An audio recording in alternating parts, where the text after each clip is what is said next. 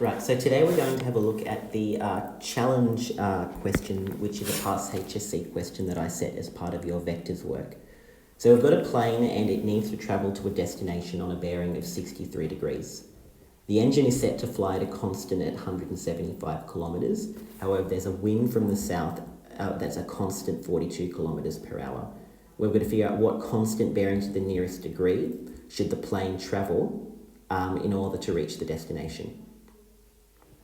What you're going to do always first with these types of questions is draw a diagram. You cannot visualize this without drawing a diagram.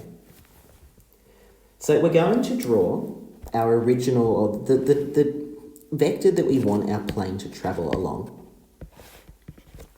So we know our plane, we want it to travel along some sort of vector, and it's traveling at 175 kilometers an hour. Now originally, the plane has been travelling, so the destination that it's travelling to is some sort of bearing of 63 degrees. We also are told that there is a constant wind of 42 kilometres coming from the south, so it's going upwards. So if we draw a little vector diagram here, and we've got our wind, and it's coming up at 42 kilometres an hour.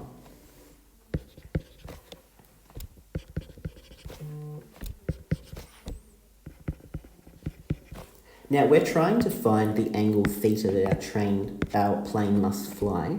So we're trying to find this angle here. And that's angle theta there. We're trying to find that angle there. So the angle of that blue vector.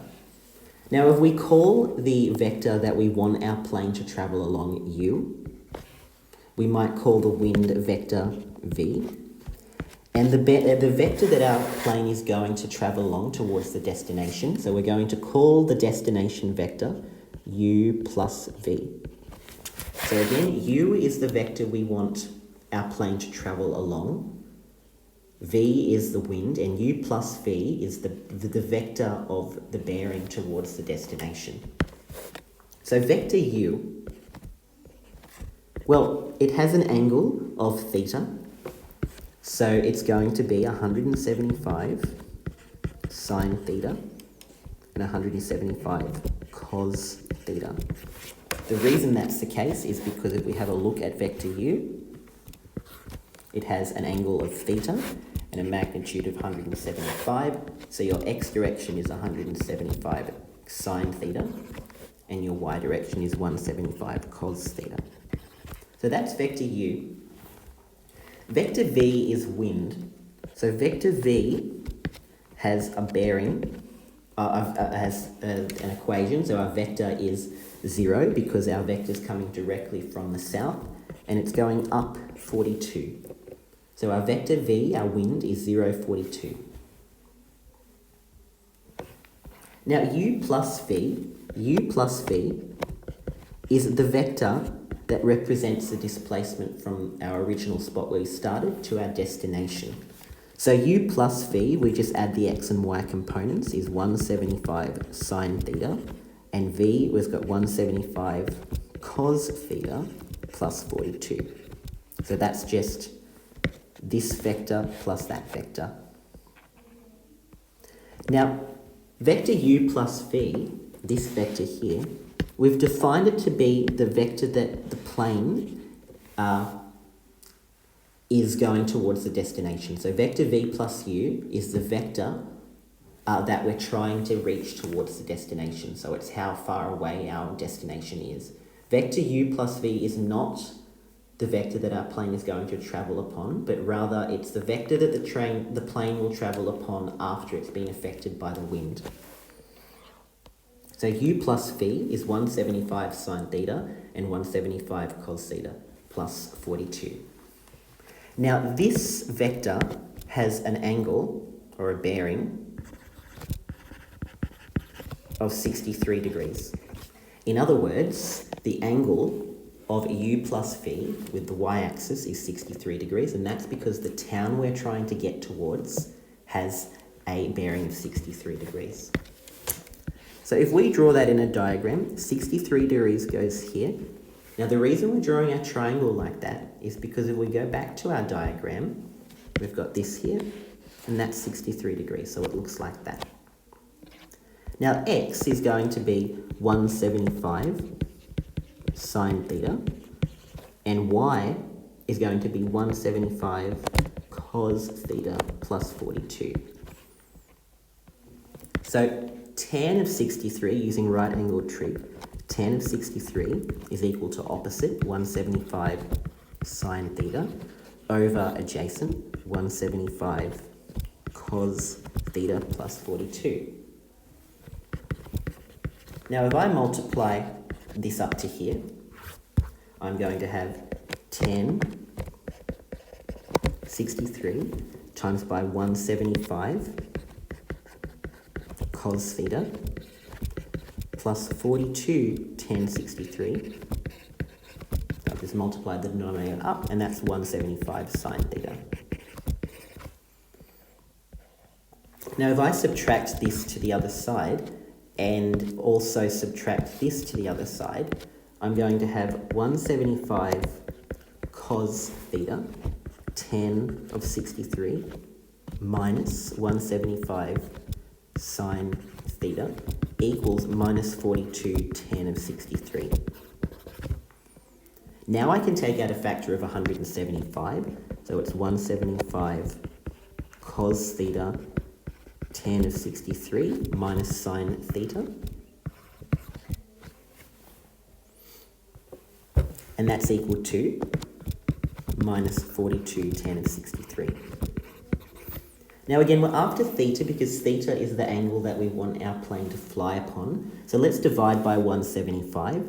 So cos theta tan of 63 minus sine theta is equal to minus 42 on 175 tan of 63.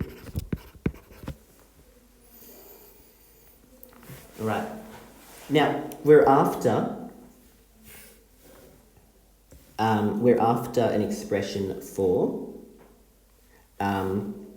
theta. So we want to somehow get rid of anything that doesn't have theta. We want to try and combine our coses and sines. So we're thinking, okay, what I could do is say this is cos of theta times by sine of 63 on cos of 63 minus sine of theta equals minus 42 on 175. Now this will also be sine of 63 on cos of 63.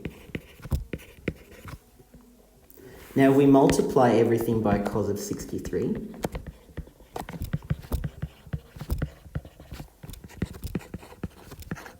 these will cancel here, and we're going to have cos of theta sine of 63 minus sine of theta cos of 63 equals minus 42 on 175 sine of 63. Now this is almost looking like the sum and product of roots. Not the sum and product of roots, pardon me. The double angle or the compound angle formula for sine of alpha plus beta. If we multiply everything by minus 1, we can do that. It's going to be in a format we're more familiar with. So we can literally just put this down here, and then this is going to become minus. So sine of theta cos of 63 minus cos theta sine of 63 equals, this minus will die, 42 on 175 sine of 63. Now this here, this is equal to, this is the same format as sine of alpha minus beta. So we can say this is sine of theta minus 63 degrees, and that equals 42 on 175 sine of 63. Now we can take the sine inverse of both sides. So theta minus 63 equals sine inverse of 42 on 175 sine of 63. Type that into our calculator, making sure we're in degrees. Sine inverse of 42 on 175 times by sine of 63 we get 12 degrees. So theta minus 63 is equal to approximately 12 degrees. Almost done, plus 63 to both sides. 12 plus 63, theta is equal to 75 degrees. Therefore, your angle is 75. All right, hope that makes sense.